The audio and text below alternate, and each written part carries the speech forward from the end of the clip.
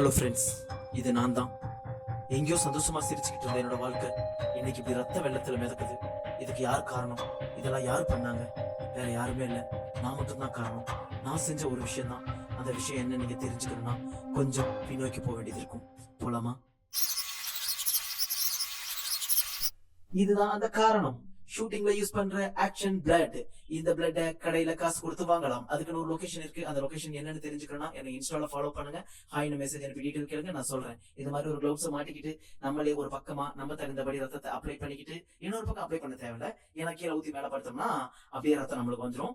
So இப்படிதான் அழகா கீழே ஊத்தி அந்த மாதிரி ஒரு ஆக்ஷன் பிளட் நீங்க பாக்குற சினிமா சீக்வன்ஸ் எல்லாமே இப்படிதான் ரெடி பண்றாங்க. இந்த பிளட் ஈஸியா கழுவுனா போயிடும், எந்த பாதிப்பையும் உண்டாக்காது. சோ இப்படிதான் மக்களே சினிமாவுல காட்டி நம்மளை ஏமாத்துறாங்க.